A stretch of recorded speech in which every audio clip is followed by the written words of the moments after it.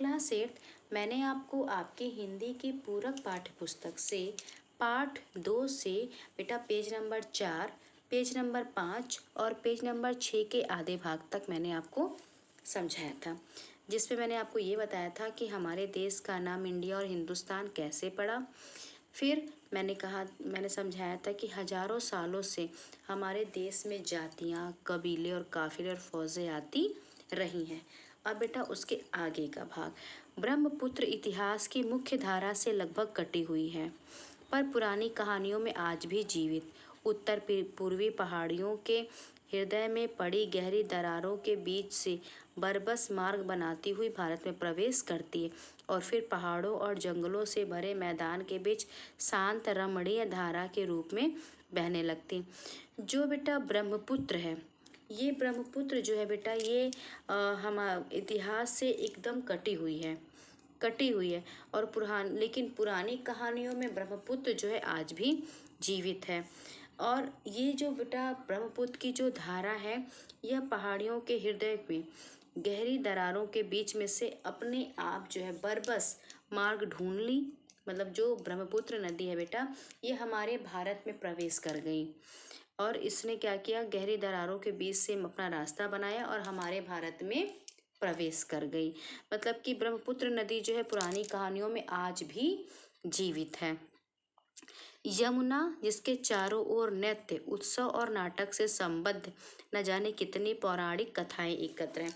फिर जो है उन्होंने ब्रह्मपुत्र के बारे में बताया कि ब्रह्मपुत्र जो है बरबस मार्ग ढूंढती हुई हमारे भारत में प्रवेश की। फिर यमुना जिसके चारों ओर क्या है, नृत्य, उत्सव और नाटक से संबंध न जाने कितनी कथाएं हमारे यहाँ एकत्र हैं। यमुना के बारे में तो बेटा बहुत सारी कथाएं हैं यमुना नदी के बारे में। फिर यमुना नदी के चारों ओर नृत्य के बारे में बहुत सारी कथाएं हमारे यहाँ आज भी हैं।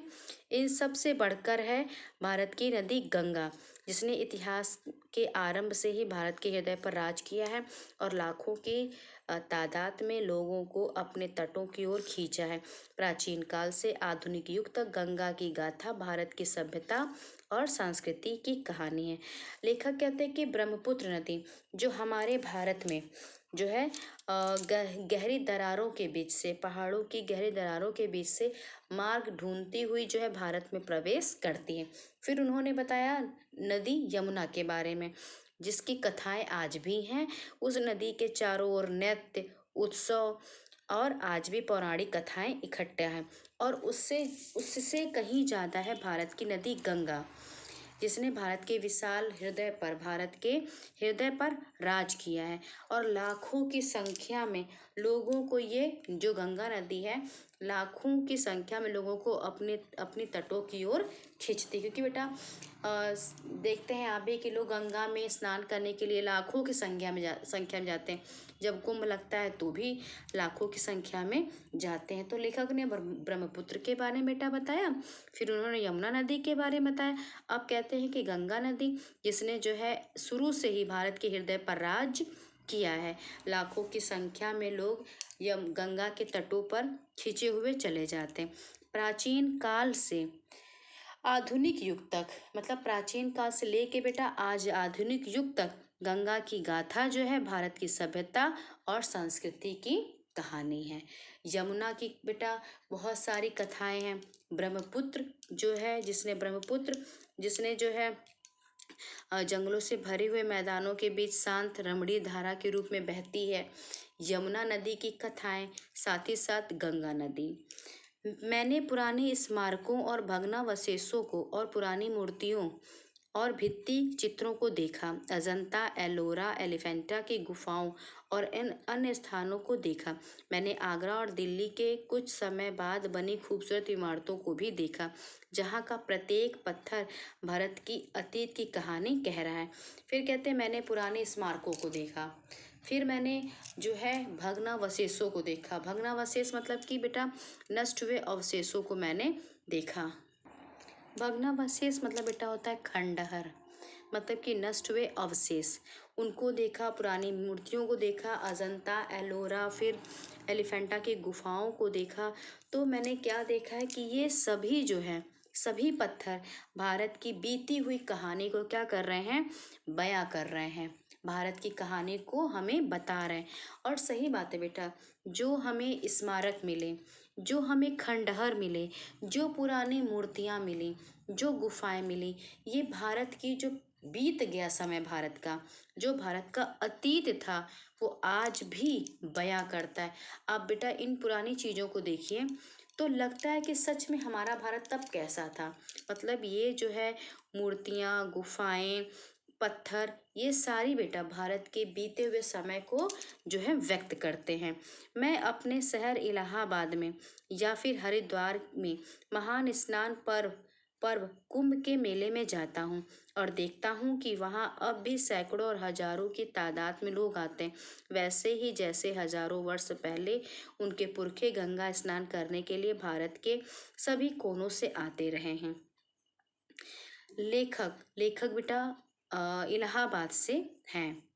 उन्होंने कहा कि मैंने अपने शहर इलाहाबाद या फिर कह लो कि हरिद्वार, मैंने देखा है कि जब कुंभ होता है तो उस मेले में मैं क्या देखता हूँ कि लोग सैकड़ों और हजारों की संख्या में आते हैं, वैसे ही आज भी आते हैं, जैसे हजारों साल पहले जो है कोने से आते रहे। मतलब कि आज भी मैं देखता हूँ कि ये इलाहाबाद हो चाहे हरिद्वार हो, कुंभ के मेले में जैसे लोग आज भी वहाँ अब भी सैकड़ों और हजारों की संख्या में लोग आते हैं, वैसे ही हजारों साल पहले भी वह इनके तटों पर कोने कोने से आते रहे हैं।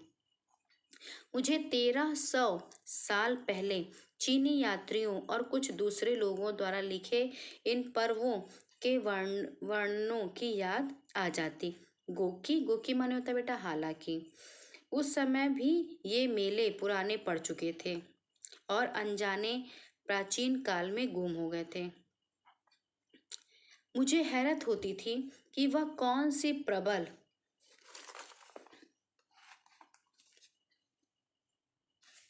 आस्था थी जो हमारे लोगों को अनगिनत पीढ़ियों से भारत की इस प्रसिद्ध नदी की ओर खींचती रही है। लेखक कहते हैं कि जो हमारे यात्री थे उन्होंने इन जो पर्व थे उनका जो वर्णन किया है। हालांकि उस समय के जो ये मेले पुराने पड़ चुके हैं और ये प्राचीन काल में ही कहीं गुम हो गए हैं। तो जो हमारे 1300 साल पहले जो हमारे चीनी यात्री आए, उन्होंने जो इन पर्वों का जो वर्णन किया है उसकी याद आ जाती है। हालांकि उस समय के मेले जो है पुराने पड़ चुके हैं और मुझे आश्चर्य होता है, मुझे हैरत होती कि ऐसी कौन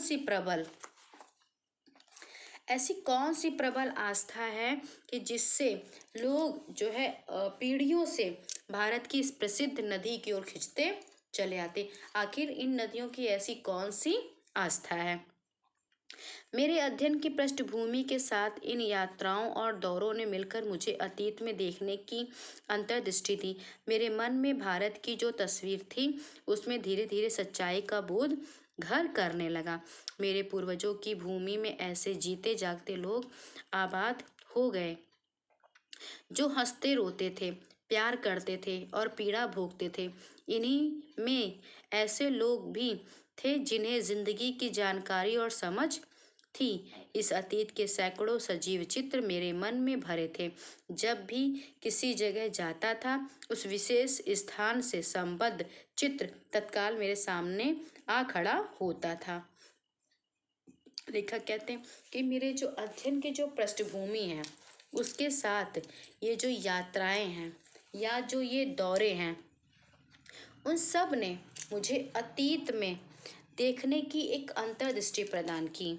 मतलब कि ये यात्राएं, ये दौरे, इन्होंने पिछली जो समय बीत गया अतीत को देखने की मुझे एक ऐसी अंतर्दृष्टि दी कि जिससे मेरे मन में क्या होता है, भारत की तस्वीर अपने आप उभर आती है और धीरे धीरे जो है वह सच्चाई का भी ज्ञान कराती कि हाँ सच्चाई क्या थी। मेरे पूर्वजों की भूमि में ऐसे भी जीते जागते लोग थे जो आबाद हो गए। ऐसे हमारे भारत की जो भूमि है, पूर्वजों की भूमि, ऐसे लोग थे जो जीते जागते आबाद हो गए, हंसते थे, रोते थे, प्यार करते थे। दुख भी भोगते थे। ऐसे पूर्वज थे जो आबाद हो गए, हंसते भी थे, रोते भी थे, प्यार भी करते थे, दुख भी भोगते थे, और जिन्होंने जिंदगी की जानकारी को बहुत अच्छे से समझा था। जिंदगी क्या है, उन्होंने बहुत अच्छे से इसको समझा था।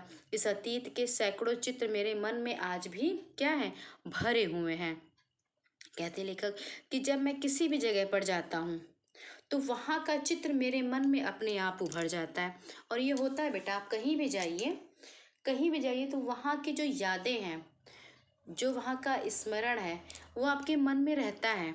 तो लेखक कहते हैं कि मेरे मन में वहाँ की जो तस्वीरें हैं वह क्या है, मेरे मन में भरे हुए हैं। अतीत के सैकड़ों ऐसे सजीव सजीव मतलब कि जो इसमें जान है, सजीव चित्र है जो मेरे मन में भरे हुए हैं। कह रहे हैं कि जब मैं किसी भी जगह पर जाता हूँ तो उस स्थान का जो चित्र है वह मेरे सामने आकर खड़ा हो जाता है।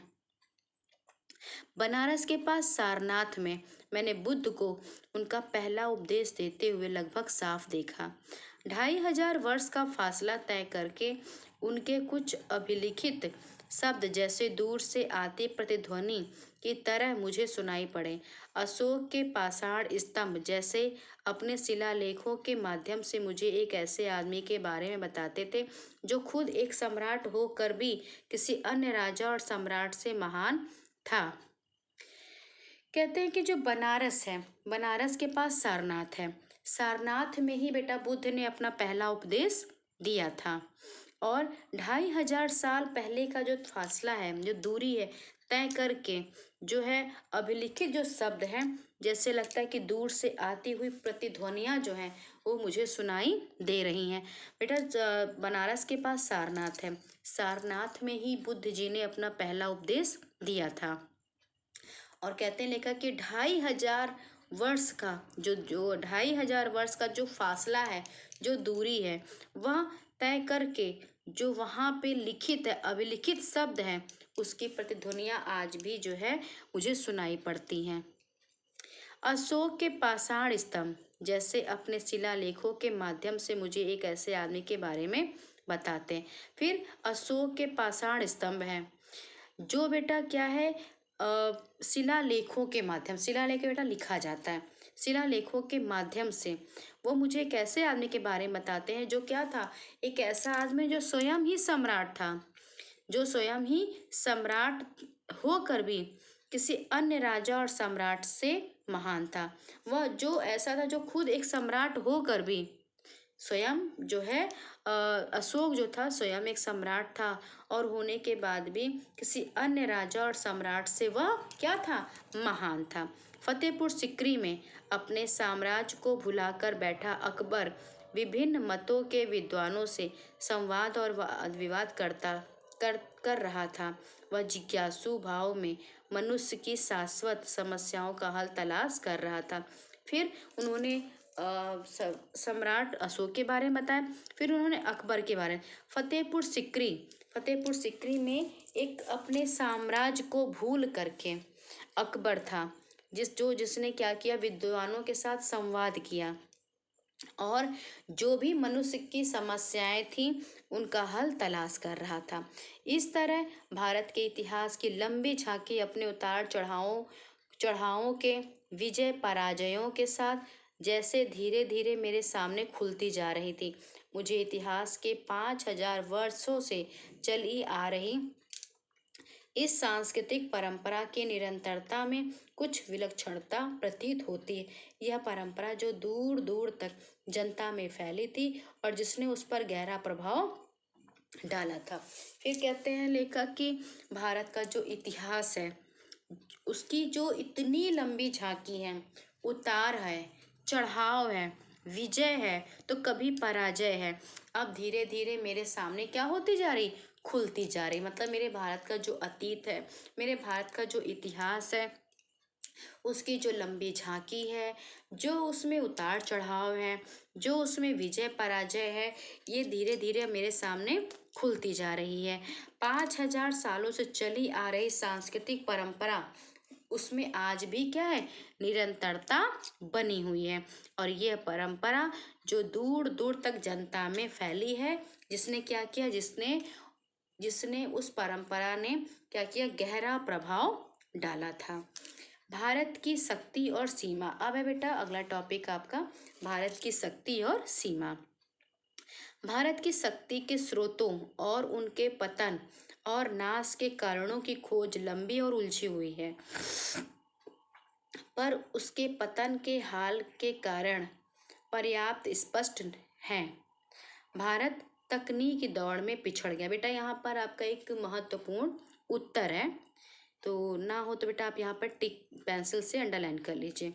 भारत तकनीकी की दौड़ में पिछड़ गया और यूरोप जो तमाम बातों में एक जमाने से पिछड़ा हुआ था, तकनीकी प्रगति के मामले में क्या हो गया, आगे निकल गया। अब देखिए भारत का बेटा जो भारत के शक्ति के स्रोत थे, भारत के जो शक्ति के स्रोत थे, उनका पतन और उनके नाश के कारण की खोज, मतलब हमारा भारत का पतन, जो शक्तियाँ थी उसका पतन किस कारण से हुआ है, ये बेटा बहुत उलझा हुआ है।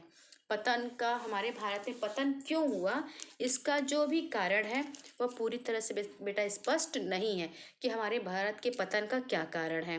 भारत जो है तकनीकी की दौड़ में पिछड़ गया, हमारा भारत तकनीकी के दौड़ में पिछड़ गया और यूरोप जो था, यूरोप क्या था, यूरोप एक जमाने से पिछड़ा हुआ था, वह तकनीकी प्रगति के मामले में आगे निकल गया। हमारा भारत क्या है, हमारा भारत तकनीकी के दौड़ में पिछड़ गया, जबकि बेटा यूरोप क्या था, यूरोप एक जमाने से पिछड़ा हुआ था, लेकिन वह तकनीकी प्रगति के मामले में आगे निकल गया, भारत से आगे निकल गया। अब आइए बेटा पेज नंबर 8 पर।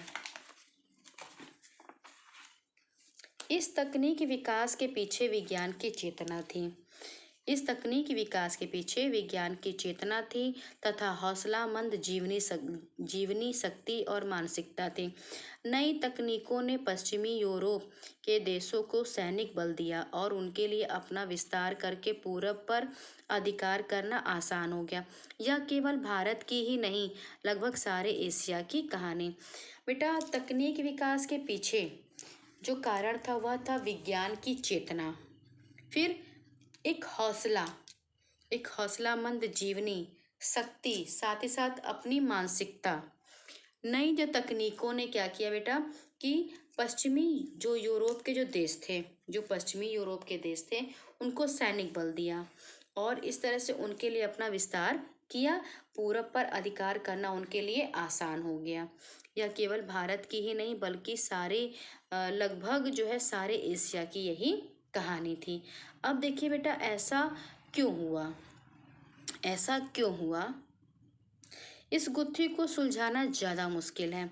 ऐसा क्यों हुआ, मतलब कि तकनीकी विकास के पीछे विज्ञान की चेतना थी, हौसलामंद जीवनी और शक्ति थी, मानसिकता थी और पश्चिमी यूरोप के देशों को सैनिक बल दिया और उनके लिए अपना विस्तार करके पूरब पर अधिकार करना उनके लिए आसान हो गया। लेकिन ऐसा क्यों हुआ, इस गुत्थी को सुलझाना क्या है, बहुत ही कठिन है, क्योंकि पुराने समय में तो भारत में मानसिक सजगता और तकनीकी कौशल की कमी थी नहीं। यहाँ ध्यान से देखिए बेटा, ऐसा क्यों हुआ, इस गुत्थी को सुलझाना क्या है, बहुत मुश्किल है। क्योंकि पुराने समय में भारत क्या था बेटा, भारत में मानसिक सजगता और तकनीकी कौशल में कोई कमी नहीं थी।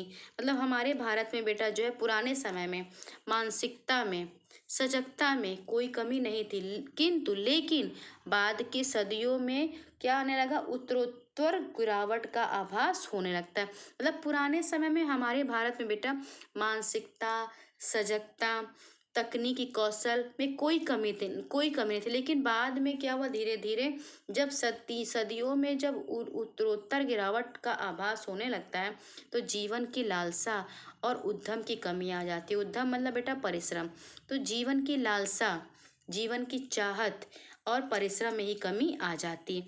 क्षीण होती रचनात्मक प्रवृत्ति की जगह अनुकरण की प्रवृत्ति ले लेती है।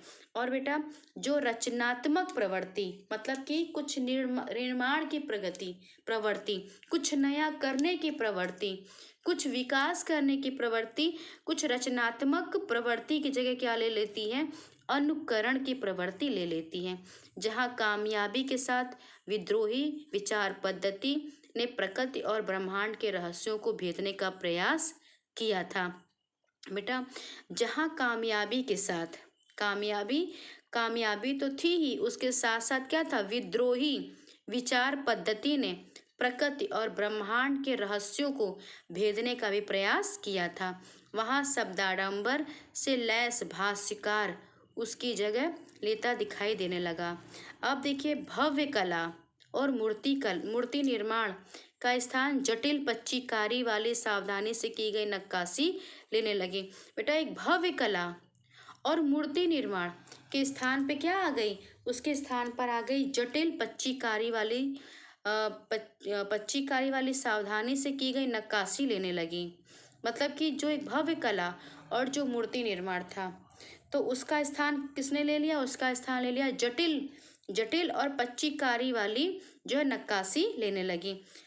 प्रभावी किंतु सरल सजीव और समृद्ध भाषा की जगह क्या आ गई, अत्यंत अलंकृत और जटिल साहित्य शैली ने ले ली थी। मतलब कि जो एक भव्य कला थी, जो मूर्ति कला थी, उसके स्थान पर क्या आ गया, जटिल पच्चीकारी वाली नक्काशी आ गई। जो सरल सजीव समृद्ध भाषा थी, उसकी जगह अत्यंत अलंकृत और जटिल साहित्य शैली ने ले ली। साहसिक कार्यों की लालसा और झलकती हुई जिंदगी, जिसके कारण सुदूर देशों में भारतीय संस्कृति का प्रसार संभव हो सका। जो सुदूर देश थे, हमारे यहाँ साहसिक कार्यों की लालसा और झलकती हुई जिंदगी, जिसके कारण सुदूर देशों में क्या हुआ, भारतीय संस्कृति का प्रसार संभव हो गया। मतलब भारतीय संस्कृति का प्रसार संभव हो गया। और क्षीण हो चली उसके स्थान पर महासागरों को पार करने पर रोक लगाने वाली संकीर्ण रूढ़िवादिता ने जन्म ले लिया। अब देखिए यहाँ पर क्षीण होने लगी और उसके स्थान पर क्या आ गया, महासागरों को पार करने के लिए रोक लगाने वाली संकीर्ण रूढ़िवादिता ने जन्म ले लिया। मतलब कि बेटा हमारे यहाँ पतन के यही कारण है। पतन के कारण यही है कि जीवन की लालसा में कमी आई, उनके परिश्रम में कमी आई। जो भव्य कला और मूर्ति कला का निर्माण था, उसके स्थान पे जटिल पच्चीकारी वाली नक्काशी लेने लगे। जो सरल सजीव समृद्ध भाषा था, उसकी जगह अत्यंत अलंकृत और जटिल साहित्य शैली ने ले ली। फिर साहसिक कार्यों की जो चाहत थी, साहसिक कार्यों की जो लालसा थी, जिसके कारण सुदूर देशों में भारतीय संस्कृति का प्रसार संभव हो गया। और नष्ट होती, पतन की ओर जाती हुई, क्षीण होती, उसके स्थान पर महासागरों को पार करने पर रोक लगी और उसकी जगह संकीर्ण रूढ़िवादिता ने जन्म ले लिया। जांच पड़ताल की विवेकपूर्ण चेतना लुप्त हो गई और जिसकी खोज करनी चाहिए थी, पतन के बारे में पता करना चाहिए था, तो जांच पड़ताल की जो विवेकपूर्ण चेतना थी वो क्या हो गई, लुप्त हो गई। और अतीत की अंधी मूर्ति पूजा ने उसकी जगह ले ली। मतलब रूढ़िवादिता, मूर्ति पूजा, जटिल पच्चीकारी नक्काशी, फिर अत्यंत अलंकृत और जटिल साहित्य शैली ने ले ली। अतीत के विकट भार ने उसे कुचल कर रख दिया और वह एक तरह की मूर्छा से ग्रस्त हो गई। मानसिक जड़ता और शारीरिक थकावट की इस हालत में भारत का क्या होने लगा, ह्रास होने लगा। मतलब भारत का पतन होने लगा, वह गतिहीन और जड़ हो गया, जबकि विश्व के दूसरे हिस्से प्रगति के पथ पर बढ़ते गए। तो यही कारण है बेटा कि हमारा भारत क्यों क्षीण होने लगा, हमारा भारत में क्यों पतन की ओर जाने लगा।